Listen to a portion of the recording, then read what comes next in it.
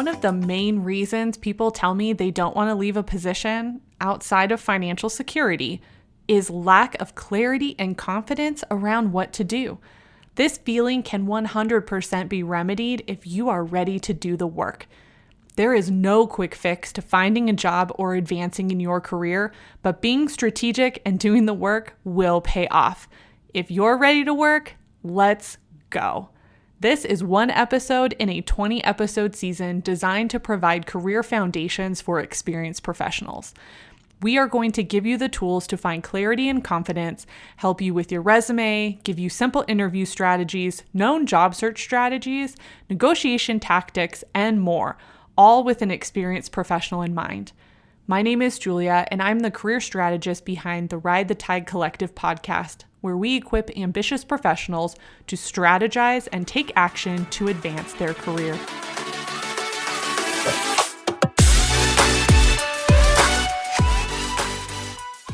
Where are my older millennials with 15 plus years of experience?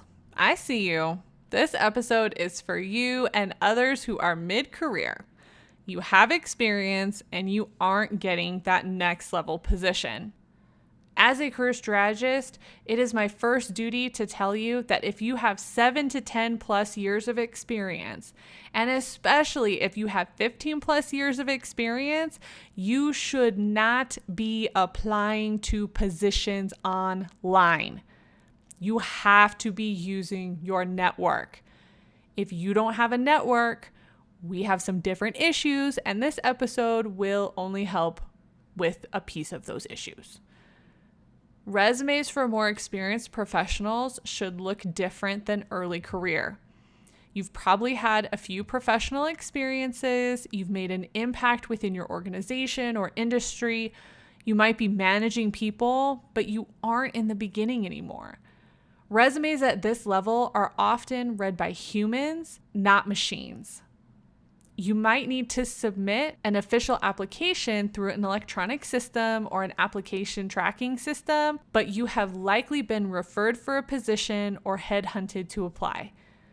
In this case, you want to make sure you don't do the following on your resume. First, don't undervalue your experience. Second, don't focus on menial tasks. Third, don't forget about soft skills. Fourth, don't make the resume hard to follow. And finally, fifth, don't get attached to irrelevant experiences. Let's dig into each of these tips. I don't want you to undervalue your experience. As we learned in last week's episode on crafting your job search narrative, many people have a hard time speaking about their accomplishments, and the same happens when they write a resume. Most times you don't know you're doing it until it's too late and you're in the interview and you share a major accomplishment that wasn't articulated on your resume. Let's not do this. A tactical action you can take is to keep a running list of projects, your role in those projects, and the result so you have content to add to your resume when the opportunity arises.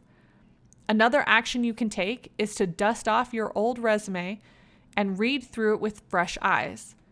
I recently did an Instagram poll asking my followers when they last updated their resume, and the overwhelming majority said over a year.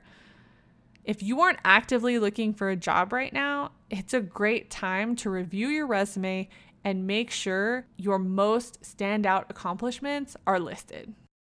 The second thing you shouldn't do on your resume is focus on menial tasks. These are tasks that I would consider common or are known part of the type of positions you have held. Different functional areas have different menial tasks, but a good rule of thumb is if it's something you can delegate to an assistant, it shouldn't be on your resume. Even for earlier positions in your career, stay focused on accomplishments, results, and impact. Most professionals believe the resume should be all about technical skills. And there is a place for those skills depending on where you are in your career.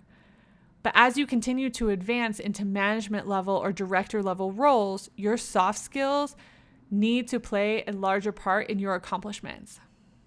This can look like how you manage others and the success of the team as a result of your leadership. Again, it looks different for each person, level, or functional area. But make sure you have qualified soft skills somewhere on your resume. The fourth tip is to not make your resume hard to follow. Most resumes are in reverse chronological order, which means the most recent position is listed first, which works great for most resumes. Where it can get tricky is when the formatting is hard to follow or the page is packed with content.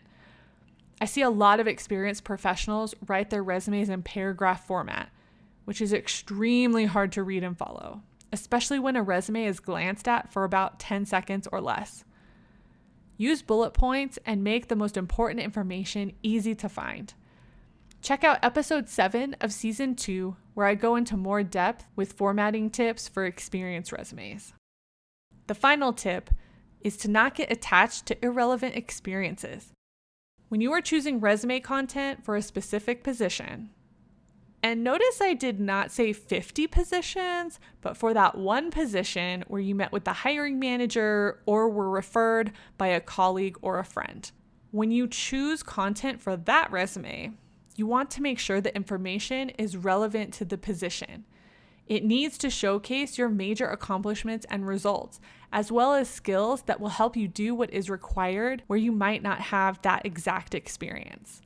Remember, you only need to have about 40 to 50% of the skills and experience needed for your next position.